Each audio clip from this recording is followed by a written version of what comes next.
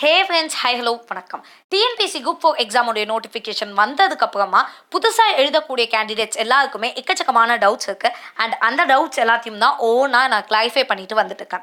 So அதில் first ஒரு doubt இருக்குது. என்ன அப்படின்னா, இந்த ஸ்கீம் ஆஃப் த எக்ஸாமை பார்த்த எல்லாருக்கும் நாங்கள் ஜென்ரல் இங்கிலீஷ் எடுக்கிறதா இல்லை ஜென்ரல் தமிழ் எடுக்கிறதா அப்படின்னு ஒரு டவுட் இருக்குது. சரி, நம்ம ஸ்கீம் இல்லை பேட்டர்ன் ஆஃப் த எக்ஸாம் பார்க்கும் போதே ஒரு விஷயம் பார்த்தோம். 100+100 கொஸ்டின்ஸ் இருக்க போது.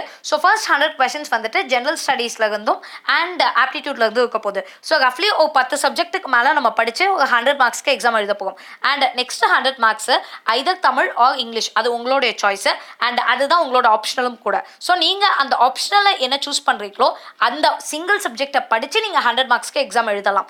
அப்போது இதில் எது ரொம்ப பெஸ்ட்டு, எது வந்துட்டு நிறைய மார்க்ஸ் ஃபெச் பண்ணும், இந்த மாதிரியான பல கேள்விகள் உங்களுக்குள்ளே இருக்கும். ஸோ அது எல்லாத்துக்கும் தான் இந்த பர்டிகுலர் வீடியோவில் நான் ஆன்சர் தர போகிறேன். ஃபர்ஸ்ட் திங், டிஃப்ரென்சஸ் என்ன அப்படின்னா, மிகப்பெரிய டிஃப்ரென்ஸ் இருக்குது. ஒன்றும் இல்லை, அது தமிழ், இது இங்கிலீஷ். எவ்வளோ பெரிய டிஃப்ரென்ஸ் இது. எஸ், வேறு ஒன்றுமே டிஃப்ரென்ஸ் கிடையாது. நீங்கள் 6th to 12th நீங்கள் படித்த அதே விஷயங்கள் தான் நீங்கள் திரும்பவும் படிக்க போகிறீங்க. அதே பேட்டர்ன்ஸை தான் படிக்க போகிறீங்க, அதே புக்ஸை தான் படிக்க போகிறீங்க. இப்போ கொஞ்சம் சமச்சீர் கல்வினால புக்ஸ் எல்லாம் கொஞ்சம் முன்ன பின்ன ஆயிருக்கலாம். நீங்கள் எப்போயோ படிச்சிருப்பீங்க, இப்போ கொஞ்சம் புக்ஸ் எல்லாம் மாறி இருக்கும். பட் இருந்தாலும் பெரிய லெவல் டிஃப்ரென்சஸ்லாம் கிடையாது.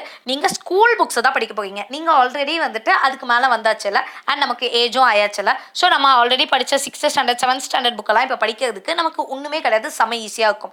ஸோ அதை தான் நம்ம படிக்க போகும். So general Tamil or general English அப்படின்னா ஒன்றும் கிடையாது. நம்மளோட 6th to 12th உள்ள சிலபஸை தான் அவங்க சிலபஸில் ஸ்பெசிஃபை பண்ணியிருப்பாங்க. மற்றபடி டிஃப்ரென்சஸ்லாம் எதுவுமே கிடையாது. சரிக்கா, அப்போனா நான் வந்துட்டு தமிழ் மீடியம் தான் நான் படிச்சிருக்கேன். நான் இங்கிலீஷ் ஜென்ரல் இங்கிலீஷை சப்ஜெக்டாக எடுத்துக்கலாமா, இல்லை நான் ஜென்ரல் தமிழை தான் எடுக்கவா, இல்லை நான் இங்கிலீஷ் மீடியம் படிச்சிருக்கேன், நான் ஜென்ரல் இங்கிலீஷை சப்ஜெக்டாக எடுத்துக்கவா, இல்லை தமிழை தான் எடுக்கணுமா அப்படின்னு சொல்லி சிலருக்கு டவுட்ஸ் இருக்கும். சரி, நீங்கள் எந்த மீடியம்னாலும் படிச்சுக்கோங்க, அது பிரச்சனை இல்லை. பட் எல்லாருமே தமிழ் அப்படின்னு ஒரு சப்ஜெக்ட் படிச்சிருப்பீங்க, இங்கிலீஷ் அப்படின்னு ஒரு சப்ஜெக்ட் படிச்சிருக்கீங்களா? போதுமானது, தாராளமாக போதுமானது. ஸோ நீங்கள் வெறும் தமிழ் மீடியத்தில் மட்டுமே படித்து இங்கிலீஷை நீங்கள் கொஞ்சம் நல்லபடியாக படிச்சிருக்கேன், ஏதோ நான் படிச்சிருக்கேன் அப்படின்னு நீங்கள் நினச்சாலும் நீங்கள் டெஃபினட்டாக எடுக்கலாம். அண்ட் இது கொஞ்சம் ஈஸியாக தான் இருக்கும். சிலபஸை மட்டும் தான் நம்ம படிக்க போகும். ஸோ உங்களால் முடியும். இல்லைக்கா, நான் இங்கிலீஷ் மீடியம் தான் படித்தேன், அதனால நான் தமிழ் எடுக்கிறது தப்பா அப்படின்னா அதுவும் கிடையாது. நீங்களும் தமிழ் எடுத்துக்கலாம்.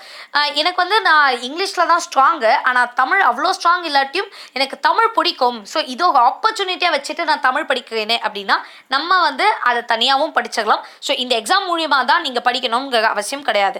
ஸோ இன்னொரு கேஸுக்கும் அதே தான். நான் இங்கிலீஷை இப்போயாச்சும் கற்றுக்கிறேன் அப்படின்னு நினைக்கிறவங்களும் அப்பெல்லாம் ஒன்றுமே கிடையாது. சிலபஸ் எடுத்து பாருங்க, கொஸ்டின் பேப்பர்ஸோட பேட்டர்ன்ஸ் எடுத்து பாருங்க. ஸோ கொஸ்டின்ஸ் எப்படி இருக்கும் அப்படின்னா ரொம்ப பேசிக்கான விஷயங்கள் தான் இருக்கும். அண்ட் சிலபஸில் இருந்து தான் மேக்ஸிமம் கொஸ்டின்ஸ் இருக்கும்.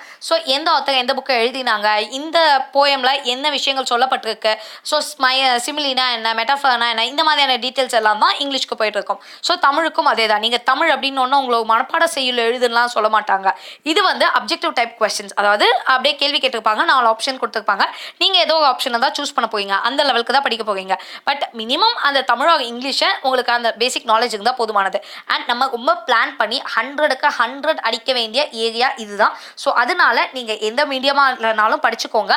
பட் தமிழ் ஆர் இங்கிலீஷ்க்கு நீங்கள் தான் சான்ஸ் எடுக்க போவீங்க. அண்ட் சிலருக்கு நான் இங்கிலீஷ் கூட நான் படிச்சுவேன், பட் கிராமர் பார்ட் மட்டும் எனக்கு கொஞ்சம் கஷ்டம், அது என்னால் முடியாது அப்படின்னு நினச்சிங்கன்னா நீங்கள் கவலையே பட வேணாம். 12th ஸ்டாண்டர்டுக்கு நீங்கள் ஒரு கிராமர் எழுதியிருப்பீங்க தெரியுமா, எஸ்வி ஐஓடிஓ, அதுக்கப்புறம் ஏதாச்சும் ப்ரிஃபிக்ஸ் சஃபிக்ஸ் இதெல்லாம் படிச்சிருப்பீங்களே, அவ்வளோதான் கேட்பாங்க. நீங்கள் அப்படியே பயங்கரமான கிராமர்லாம் படிக்கணும்லாம் அவசியம் கிடையாது. ரொம்ப பேசிக்காக சிம்பிளான கிராமர் இருந்தால் போதும். அதே மாதிரி தான் தமிழுக்கும். ஸோ தமிழுக்கு நீங்கள் நார்மலான கிராமர் படிச்சிருந்தாலே போதும். உங்களை பயங்கரமாக புணர்ச்சி விதி, இந்த விதி எத்தனாவது விதி அப்படிலாம் கேட்க மாட்டாங்க. ரொம்ப சிம்பிளான பல கேள்விகள் இருக்கும். பட் அதுக்கும் படிச்சிருந்தா தான் நம்மளால் எழுத முடியும்.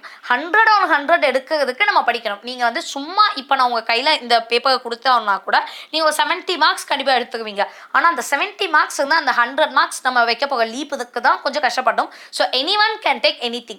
சரிக்கா, இப்படி சொல்லிட்டீங்க, அப்போ நான் எதை தான் எடுக்க அப்படிங்கிற மாதிரியான ஒரு தாட் இருக்கும். அண்ட் அதுக்கு முன்னாடி சில நிறைய மித்ஸ் உங்களுக்கு சொல்லிகிட்டே இருப்பாங்க. என்னெல்லாம் சொல்லுவாங்கன்னா, ஹே நீ ஜென்ரல் இங்கிலீஷ் எடுத்துக்கோ, செம்ம ஈஸியாக இருக்கும், ஈஸியாக படிச்சுக்கலாம் அப்படிம்பாங்க.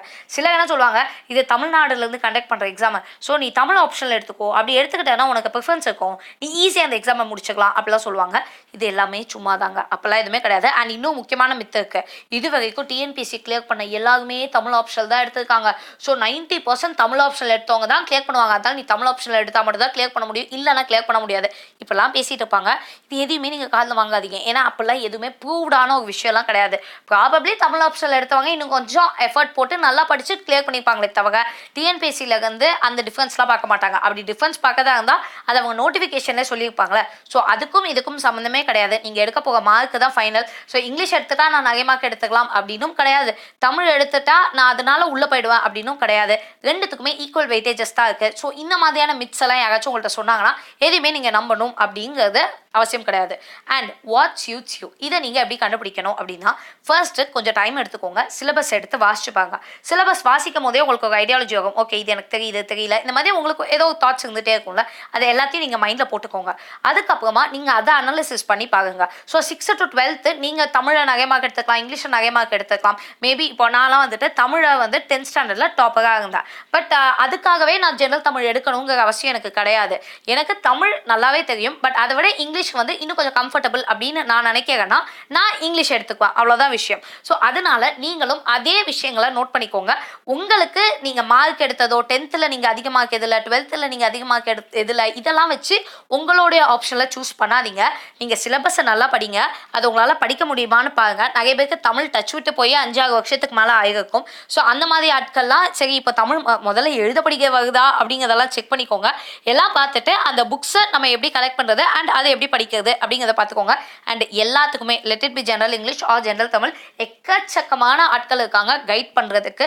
அண்ட் நம்ம சேனல்லையுமே நம்ம பர்டிகுலராக ஜெனரல் இங்கிலீஷ்க்கான மொத்த கைடன்ஸையும் கொடுத்துருவோம். ஸோ என்னென்ன படிக்கணும், முடிஞ்சால் சிலபஸே கூட நம்ம முடிச்சு விட்டுறலாம். ஸோ அந்த லெவலுக்கு தான் எல்லாமே இங்கே கொஞ்சம் ரிசோர்ஸ் வந்து அவைலபிளாக இருக்குது. நீங்கள் வேறு ஏதாவது எக்ஸ்ட்ராடனரி புக்ஸ்லாம் வாங்கவே வேணாம். உங்களுடைய இதில் கூகுளில் தட்டினீங்கன்னா தமிழ்நாடு டெக்ஸ்ட் புக் கார்பரேஷனில் இருந்து 6th to 12th books, English books எல்லாமே அவைலபிளாக, எல்லா புக்ஸும் அவைலபிளாக இருக்கும். முக்கியமாக இங்கிலீஷ் புக்ஸ் அவைலபிளாக இருக்கும். ஸோ நியூ புக் ஓல்டு புக்குன்னு கொஞ்சம் கன்ஃபியூஷன்ஸ் இருக்குது. ரெண்டுத்தையுமே படிச்சுட்டு போகுது நமக்கு ரொம்ப நல்லது. ஸோ நியூ புக்ஸை அப்படியே டவுன்லோட் பண்ணிக்கோங்க, ஓல்டு புக்ஸை டவுன்லோட் பண்ணிக்கோங்க, படிச்சுக்கோங்க, போங்க, ஜாலியாக எக்ஸாம் எழுதி அந்த 100 on 100 எடுத்துக்கோங்க. அடுத்த 100க்கு திரும்ப கான்சன்ட்ரேட் பண்ணி அதையும் எடுத்துட்டிங்கன்னா 200 on 200 நீங்கள் தான் டாப், முடிஞ்சு போச்சு. ஸோ இவ்வளோ தான். பட் உங்களுக்கு என்ன சூட் ஆகுங்கிறது உங்கள் சிலபஸை ஃபஸ்ட்டு வாசிச்சு பார்த்துட்டு அந்த ஐடியாலஜியை வச்சு நீங்கள் சூஸ் பண்ணுங்களே தவிர வேறு மற்றவங்க சொல்கிறதெல்லாம் நீங்கள் விட்டுருங்க. உங்களுக்கு எது சூட் ஆகுமோ அதுதான். இப்போ நான் ஜெனரல் இங்கிலீஷ் தான் எடுத்துருக்கேன்னா ஜெனரல் இங்கிலீஷ் எடுத்துக்கோ பார்த்தாப்பா ரொம்ப ஈஸி அப்படின்னு நான் சொன்னேன்னா அது ரொம்ப தப்பாக இருக்கும். ஸோ அதனால் நீங்கள் தான் அதை டிசைட் பண்ணணும். பட் இந்த நான் சொன்ன ஃபார்மேட்ஸ் எல்லாத்தையும் வச்சுட்டு நீங்கள் டிசைட் பண்ணிக்கோங்க அப்படின்னு தான் நான் சொல்கிறேன். What I'm doing is just a guidance. Even இதுக்கு அடுத்து ஜெனரல் இங்கிலீஷ் கோர்ஸே நம்ம ஸ்டார்ட் பண்ணி அதில் உள்ள எல்லா விஷயங்களையும் பற்றியும் நான் உங்களுக்கு கற்று தந்தாலும் அது கைடன்ஸ்க்காக மட்டும்தான். At the end of the day you have to learn it. So அதை கண்டிப்பாக மைண்டில் வச்சுக்கோங்க.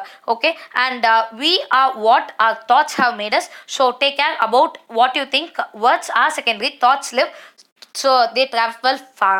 ஸோ நீங்கள் அதை நல்லா ஞாபகம் வச்சுக்கோங்க. உங்களோட தாட்ஸ் நீங்கள் எப்பயுமே பாசிட்டிவாக மோட்டிவேட் ஆகி இருங்க. ஏதோ ஒரு செகண்ட் நம்ம நெகட்டிவாக நினச்சி அந்த நெகட்டிவிட்டி நமக்கு பழிச்சிருச்சுன்னா கொஞ்சம் கஷ்டம் இல்லை. ஸோ அதனால எண்ணங்களை உயர்வாக வைங்க, நல்ல எண்ணங்களை மட்டுமே வச்சுக்கோங்க. நடக்கிறது நமக்கு நல்லதாகவே நடக்கும். ஏன்னா நம்ம ரொம்ப நல்லவங்கள்ல. ஸோ அதனால் நமக்கு எல்லாமே நல்லதாக நடக்கும். All the very best. If you have any doubts please do say me in the comments below. And for instant updates Telegram சேனலோட லிங்க் இல்லை டிஸ்கிரிப்ஷனில் இருக்குது. Please do join over there. Thank you.